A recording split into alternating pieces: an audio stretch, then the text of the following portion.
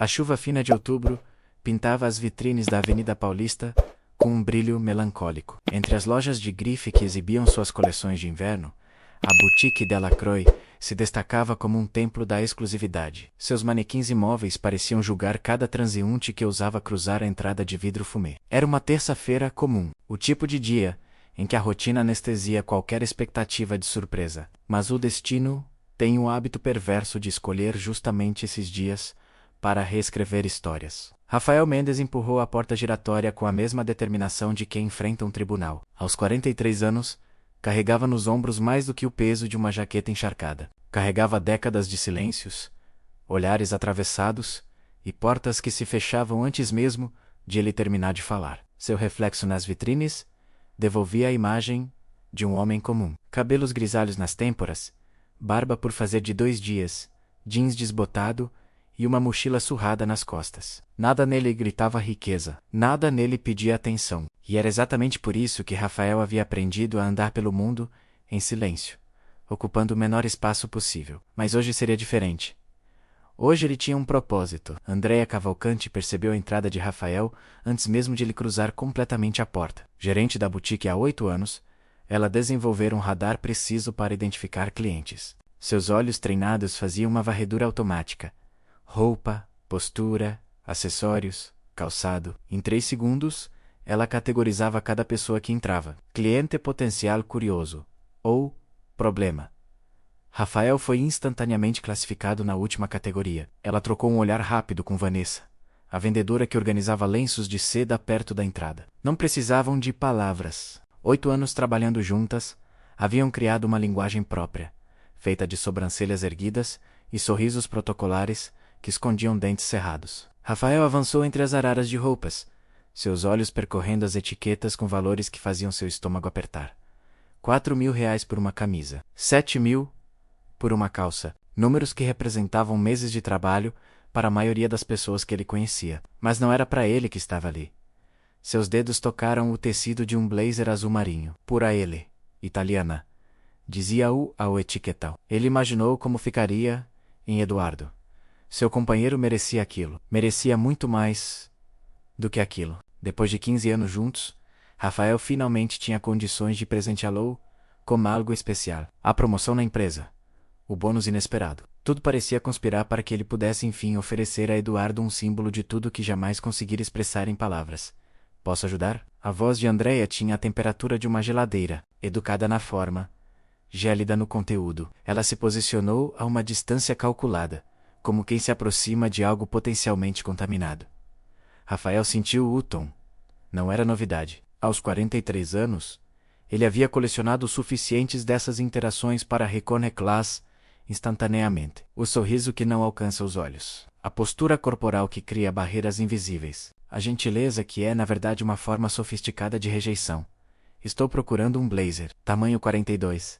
Respondeu ele mantendo a voz firme. Andréa cruzou os braços, o gesto ensaiado de quem protege território. Temos peças a partir de 8.000 reais, disse ela, enfatizando o valor como quem ergue um escudo. Talvez o senhor prefira dar uma olhada nas lojas do térreo. Lá há opções mais acessíveis. O sangue de Rafael subiu às faces, não pela raiva, mas pela humilhação que conhecia tão bem. Aquela sensação de ser reduzido, diminuído, julgado por um tribunal que jamais lhe deu direito à defesa. Eu posso pagar, respondeu. Cada palavra custando um pedaço da sua dignidade. Vanessa se aproximou, fingindo arrumar uma pilha de suéteres já perfeitamente organizada. Mas seus olhos observavam, julgavam, condenavam. Claro. Andréa sorriu. Mas era o sorriso de quem não acredita em uma única palavra. É que nosso público é muito específico. E, bem, ela deixou a frase no ar, como quem pendura uma acusação sem precisar completá-la. Rafael entendeu. O subtexto. Sempre entendia. Desde adolescente, aprendera a traduzir esses silêncios. Você não pertence aqui. Pessoas como você deveriam saber o seu lugar. Existe uma ordem natural das coisas. E você está violando essa ordem apenas por existir neste espaço. O que Andréa e Vanessa não sabiam é que aquele homem de aparência comum carregava em seu celular não apenas as fotos de uma vida construída com amor e resiliência, mas também um único número de telefone. Rafael respirou fundo, sentindo o peso da humilhação queimar em seu peito como brasa viva. Quantas vezes mais? Quantas vezes mais teria que provar seu valor, sua humanidade, seu direito de simplesmente existir nos mesmos espaços que qualquer outra pessoa? Mas hoje havia algo diferente, uma pequena chama de dignidade que se recusava a apagar. Vou experimentar este blazer, disse ele, retirando a peça do cabide com firmeza. André e Vanessa trocaram outro olhar. Desta vez, havia irritação mal disfarçada naquele diálogo silencioso. Senhor, como eu disse, essa peça custa 12 mil reais. André enfatizou cada sílaba, como quem explica algo óbvio a uma criança teimosa. Talvez seja melhor o senhor verificar seu orçamento antes de... Eu sei quanto custa menos, Rafael interrompeu, sua voz mantendo a calma que aprendera a cultivar ao longo de anos sendo testado. E eu gostaria de... experimentar. Vanessa soltou um suspiro audível, daqueles projetados para serem ouvidos. Ela pegou o blazer das mãos de Rafael, como quem recolhe algo sujo, segurando a peça pelas pontas dos dedos. O provador fica no fundo, disse ela, apontando com um movimento seco de cabeça. Mas preciso que o senhor deixe sua mochila aqui na frente. Política da loja. Rafael sentiu a insinuação como um soco. Claro, a mochila surrada era uma ameaça. Ele era uma ameaça. Na cabeça daquelas mulheres, pessoas como ele só entravam em lojas assim por dois motivos: furtar ou tumultuar. Ele retirou a mochila dos ombros e a entregou, sentindo cada movimento como uma pequena rendição. Cada vez que cedia, uma parte dele morria. Mas havia aprendido que escolher as batalhas era uma forma de sobrevivência.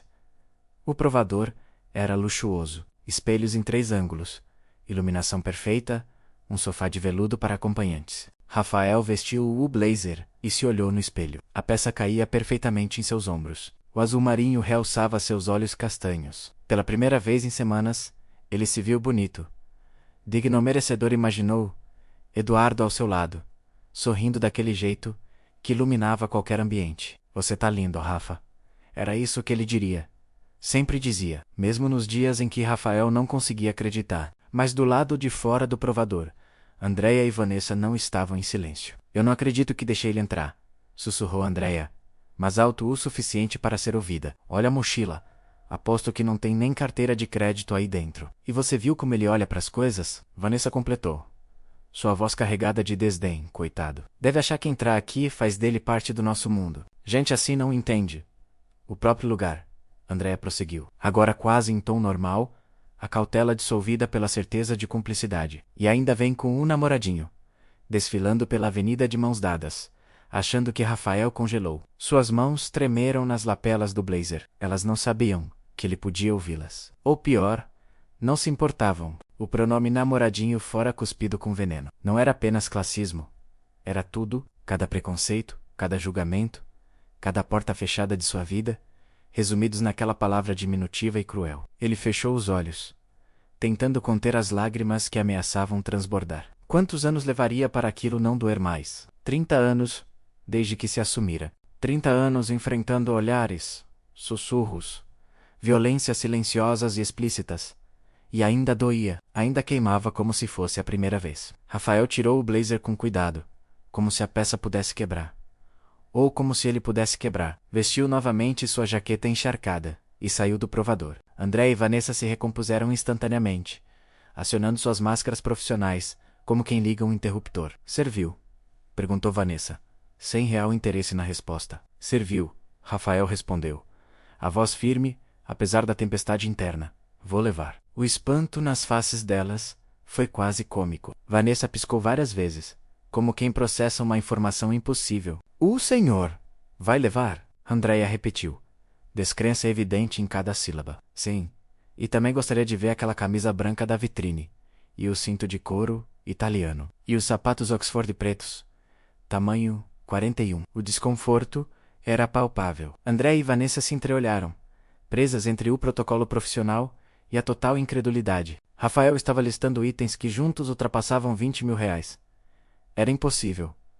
Tinha que ser... Senhor, são peças de alto valor. Andréia tentou novamente, sua voz agora menos segura. O senhor tem certeza de que... Rafael puxou seu celular do bolso. Um aparelho simples, com capinha desgastada. Nada ali sugeria recursos financeiros, mas ele desbloqueou a tela com calma deliberada e abriu seu aplicativo bancário. virou a tela para elas. O saldo fazia Andreia engasgar. R$ 143.000. Disponível, real, inquestionável. Vanessa empalideceu. Andreia tentou recuperar a compostura, mas seu rosto havia adquirido uma tonalidade interessante, entre o branco e o verde. Nós. Gaguejou. Andreia, vou levar tudo, Rafael disse, guardando o celular. Mas antes, preciso fazer uma ligação. Vocês se importam? Ele não esperou resposta. Seus dedos deslizaram pela tela, até encontrar um contato salvo, simplesmente como se. Um toque. 2 toques. Alô, Rafael? A voz do outro lado soou surpresa. Tudo bem? Você nunca liga nesse número. Cristiano? Rafael disse. E havia algo novo em sua voz. Não era raiva. Era algo mais poderoso. Era justiça. Preciso que você venha até a Boutique Delacroix. Agora, na Paulista, a nossa Boutique Delacroix, exatamente essa. Houve um silêncio do outro lado da linha. E então, estou saindo agora. 5 minutos. Rafael desligou e olhou para André e Vanessa. Elas estavam paralisadas. Algo começando a rachar em suas certezas.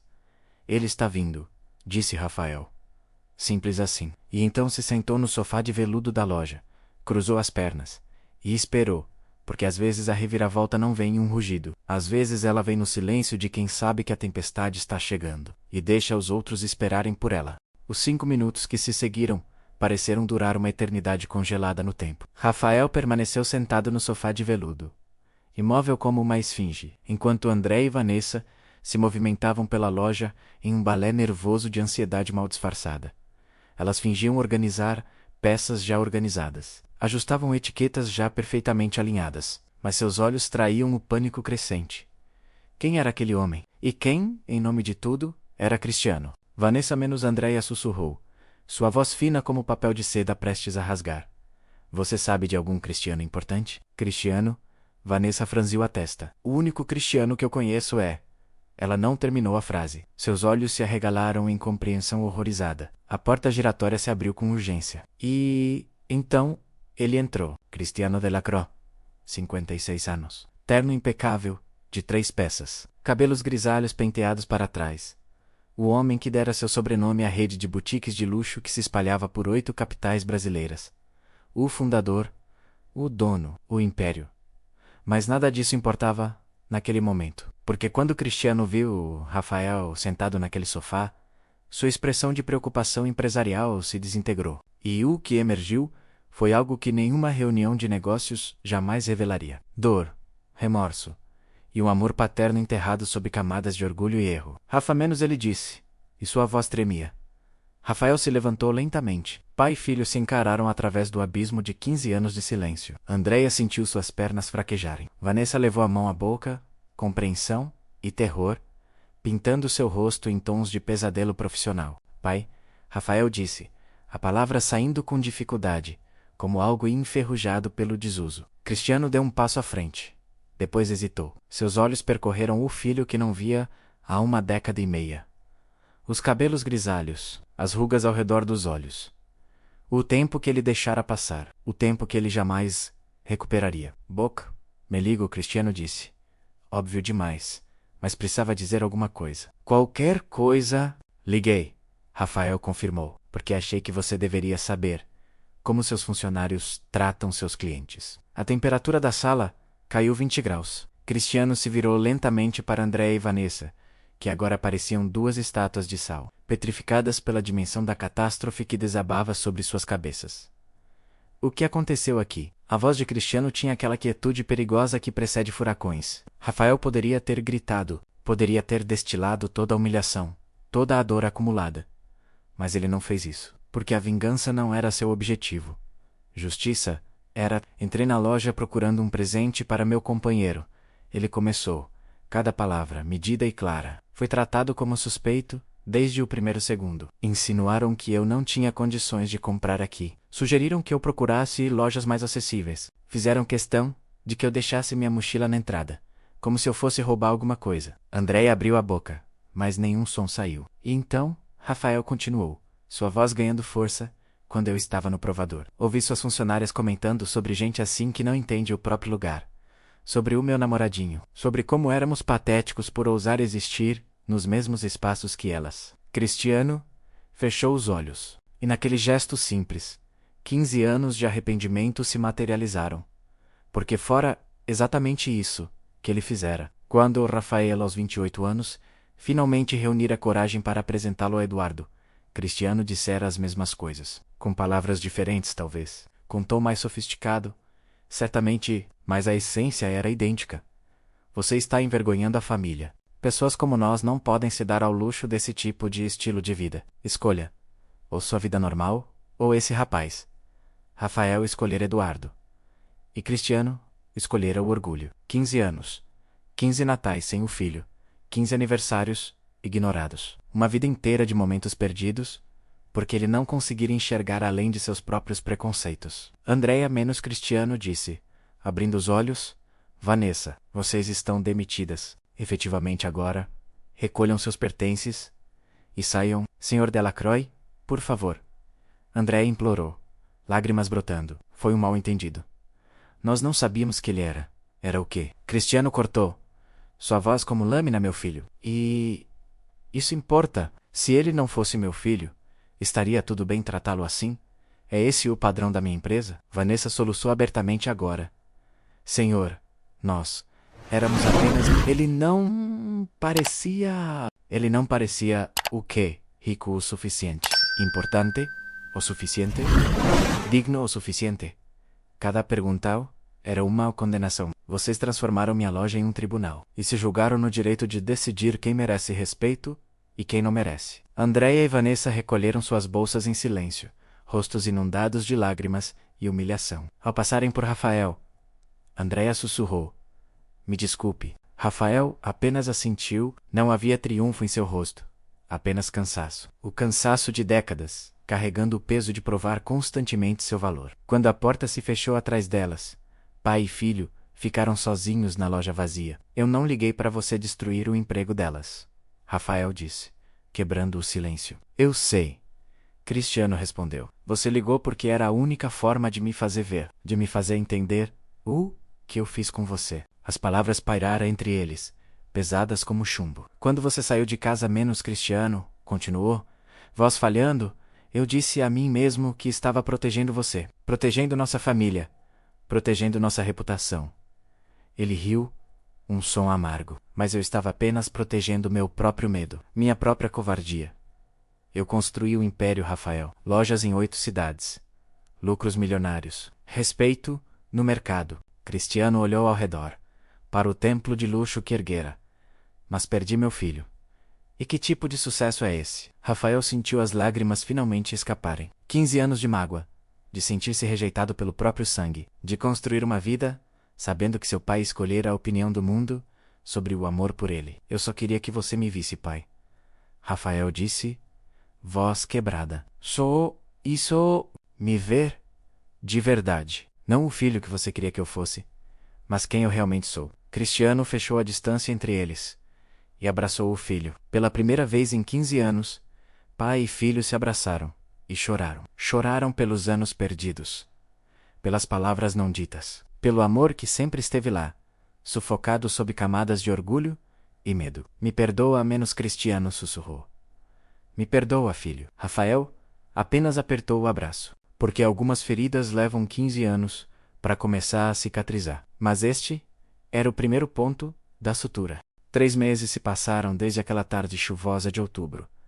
A boutique Delacroix, da Avenida Paulista, havia mudado. Não apenas na gestão, agora sob o comando de uma profissional experiente em diversidade e inclusão, mas na alma do lugar. Nas vitrines, manequins de diferentes corpos e estilos contavam histórias plurais. Na entrada, uma placa discreta, mas significativa. Todos são bem-vindos aqui, sempre. Mas a maior transformação não acontecera dentro da loja. Acontecera dentro de um apartamento em Pinheiros, onde pela primeira vez em 15 anos, uma mesa de jantar reunia mais do que apenas 2 pessoas. Rafael observava a cena com um misto de incredulidade e gratidão. Ali estava Eduardo, seu companheiro de 15 anos, conversando animadamente sobre arquitetura com Cristiano. Seu pai ouvia atentamente, fazendo perguntas genuínas, interessado de verdade. E foi assim que conseguimos revitalizar todo o centro histórico. Eduardo explicava, seus olhos brilhando daquela forma que sempre encantara Rafael, preservando a memória, mas trazendo funcionalidade para o presente. Excepcional, Cristiano disse, e não havia protocolo naquela palavra. Havia admiração real. Rafael sempre teve sorte em encontrar pessoas brilhantes. Eduardo sorriu e pegou a mão de Rafael sobre a mesa. Um gesto simples, natural, mas que 3 meses atrás seria impensável naquela configuração. Pai, Rafael disse, a palavra ainda estranha na língua, depois de tanto tempo sem usá-la. Você se lembra do blazer, o azul marinho? Cristiano assentiu, uma sombra de dor cruzando seu rosto. Me lembro de tudo daquele dia, filho. Eu comprei. Rafael revelou. No final, voltei à loja na semana seguinte e comprei. Para o Eduardo. Eduardo apertou sua mão, emocionado. Ele estava usando o blazer naquela noite. Caía perfeitamente em seus ombros. Elegante e atemporal. Fica perfeito em você, Cristiano disse para Eduardo.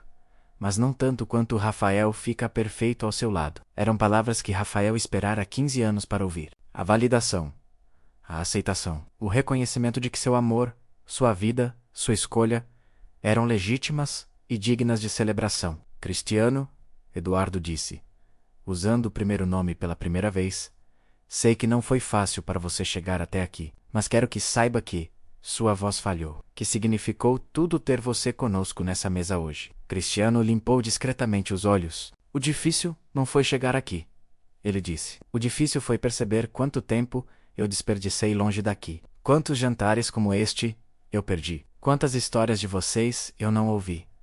Quanto amor eu recusei por medo do que os outros pensariam. Vocês sabem o que é engraçado? Cristiano continuou. Construiu um império de luxo. Minha vida inteira foi sobre aparências, sobre o que as pessoas veem, sobre impressionar, e no fim, a única coisa que realmente importa, ele olhou para Rafael e Eduardo, a única coisa que vale alguma coisa, é invisível para a maioria das pessoas. É isso aqui. É amor, é família, é pertencimento. Rafael sentiu as lágrimas descerem, não de tristeza, mas de libertação, como se 15 anos de peso finalmente saíssem de seus ombros. Durante todos esses anos, Rafael disse, eu fingi que não precisava disso. Convenci a mim mesmo de que tinha feito as pazes com sua ausência, que havia seguido em frente. Ele olhou para o pai, mas era mentira. Sempre senti sua falta, sempre quis que você estivesse aqui. Cristiano se levantou, contornou a mesa e puxou Rafael para outro abraço. Eduardo se juntou a eles, e os três ficaram ali, entrelaçados em um momento que remendava o passado e construía o futuro simultaneamente. Eu tenho uma proposta menos, Cristiano disse quando se separaram. E podem dizer não, sem problema algum. Rafael e Eduardo trocaram olhares curiosos. Quero que vocês sejam os consultores de diversidade e inclusão de todas as lojas Delacroix, menos ele anunciou. Não como favor, não como reparação, mas porque vocês sabem, melhor do que qualquer manual corporativo, o que significa ser rejeitado. E sabem o que significa acolhimento verdadeiro. Eduardo arregalou os olhos. Rafael ficou sem palavras. Vocês transformariam a empresa menos, Cristiano. Continuou, não apenas as políticas, mas a cultura, a alma do lugar, porque viveram na pele o que significa ser excluído. E só quem conhece a escuridão pode realmente iluminar o caminho. Rafael olhou para Eduardo, que assentiu encorajadoramente. Nós aceitamos, Rafael disse, mas com uma condição. Qual? Que você jante conosco toda semana. Sem falta, sem desculpas de trabalho. Rafael sorriu, um sorriso genuíno que iluminava seu rosto inteiro. Perdemos 15 anos. Não vamos perder mais nenhum dia. Cristiano abraçou o filho novamente, desta vez sem conseguir conter as lágrimas. Combinado. Ele sussurrou. Combinado, meu filho. 6 meses depois, a rede Delacroix lançava uma campanha que sacudiu o mercado de luxo brasileiro. Luxo Real era o nome, e mostrava pessoas reais, de histórias reais, usando as peças da marca. Casais LGBTQ e a mais. Pessoas gordas, pessoas negras, pessoas com deficiência, pessoas que por décadas foram excluídas daqueles espaços. A repercussão foi enorme. Alguns clientes antigos cancelaram seus cartões de fidelidade, indignados. mas milhares de novos clientes chegaram. Pessoas que finalmente se viam representadas, pessoas que finalmente se sentiam bem-vindas. E à frente daquele projeto estavam Rafael e Eduardo, transformando dor em propósito e exclusão em pertencimento. Na inauguração da nova boutique Delacroix em Porto Alegre, Rafael subiu ao palco para fazer o discurso de abertura. Cristiano estava na primeira fila, lágrimas nos olhos, orgulho estampado no rosto. Há 1 ano, Rafael começou. Eu entrei em uma loja e fui tratado como se não pertencesse àquele lugar, como se minha aparência, minha história, meu amor, me desqualificassem de estar ali. Ele pausou. Hoje, estou aqui para dizer que ninguém deveria passar por isso. Jamais. Em lugar nenhum. A plateia aplaudiu. Luxo não é sobre excluir. Rafael continuou. É sobre elevar a todos. Porque dignidade não é privilégio, é direito.